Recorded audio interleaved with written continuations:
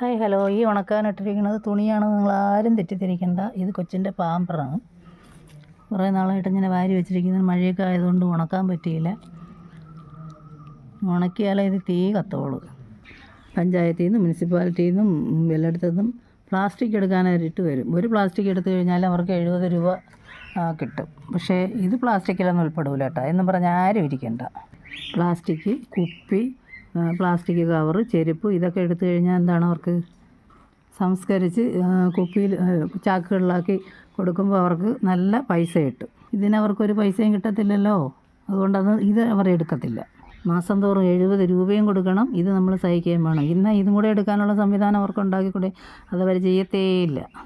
ചപ്പ് ചവറൊക്കെ കത്തിച്ച് കഴിഞ്ഞാൽ ക്യാൻസർ വരുമെന്നാണ് പറയുന്നത്. ഇത് കത്തിച്ച് കഴിഞ്ഞാൽ ഒരു ക്യാൻസറും വരത്തില്ല കേട്ടോ. അതുകൊണ്ട് ആരും പേടിക്കേണ്ട, എല്ലാവരും ലാവിഷായിട്ട് കത്തിച്ചോ. എടുക്കാൻ വരുന്നവർക്ക് ലാഭം കിട്ടുന്ന ഐറ്റംസ് കത്തിച്ചാൽ മാത്രമേ ക്യാൻസർ വരത്തുള്ളൂ. ഇത് കത്തിച്ചാൽ ഒരു ക്യാൻസറും ഉണ്ടാവില്ല. അതുമാത്രമല്ല, ചപ്പ് ചവറുകളൊക്കെ കത്തിച്ച് കഴിഞ്ഞാൽ 25,000 രൂപ ഫൈനുമുണ്ട്. അതുകൊണ്ടെന്ത്, ജനങ്ങൾക്ക് എന്തൊരു ലാഭം.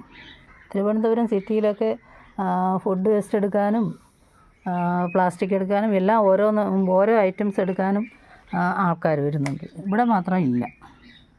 തമിഴ്നാട്ടിലാണെങ്കിൽ പ്ലാസ്റ്റിക് എടുക്കുന്നത് ഫ്രീ ആയിട്ട് എടുത്തുകൊണ്ട് പോവുകയാണ് ജനങ്ങളെ സഹായിക്കാൻ വേണ്ടി. കേരളത്തിലെന്ന് പറഞ്ഞു കഴിഞ്ഞാൽ ജനങ്ങളെ അങ്ങ് സഹായിച്ച് മറിക്കുകയാണ്. അതുകൊണ്ടാണ് 70 രൂപ വീതം മേടിച്ചിട്ട് അവർ പ്ലാസ്റ്റിക്കൊക്കെ എടുത്തുകൊണ്ട് പോകുന്നത്. അതൊരു നല്ല കാര്യമല്ലേ? എല്ലാവരും കൈയടിച്ച് പാസ്സാക്കി കുടിക്കും. നമ്മുടെ ദൈവത്തിൻ്റെ സ്വന്തം നാട്, ഇത്ര മനോഹരമായ നാട്, ജനങ്ങളെ എത്ര പിഴിഞ്ഞ് വാങ്ങിച്ചാലും മതി വരാത്ത ഭരണാധികാരികളുടെ നാട്. സൂപ്പർ.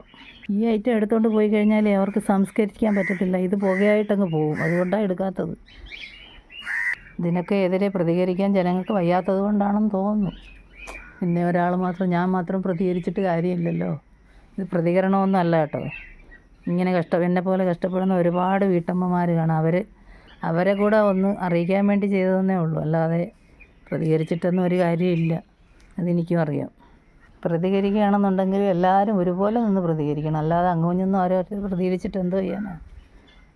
ഇനിയെങ്കിലും കേരളത്തിനെ കണ്ടുപഠിക്കണമെന്ന് പറയുന്ന ഒരാളെങ്കിലും തമിഴ്നാടിനെ കണ്ടുപഠിക്കണമെന്നെങ്കിലും പറഞ്ഞ് പഠിക്കും. അപ്പോൾ ഓരോരുത്തരങ്ങ് പറഞ്ഞ് ഫുള്ളായിക്കോളും. എല്ലാവരും അങ്ങ് പറഞ്ഞു തുടങ്ങിക്കോളും. പിന്നെ ഇത് ഉണങ്ങുമ്പോൾ ഇതിൻ്റെ കൂടെ തീടാനായിട്ട് വെച്ചിരിക്കുന്നതാണ്. എന്നാലെങ്കിലും കുറച്ച് കത്തി പോകുമല്ലോ എന്ന് കരുതിയാണ് ഈ ചവറെല്ലാം വാരി ഇവിടെ കൊണ്ടിട്ടിരിക്കുന്നത്. ഒന്ന് ഉണങ്ങട്ടെ, അപ്പോൾ കത്തിച്ച് കളയാം. എല്ലാം എന്തോ ചെയ്യാനാണ്.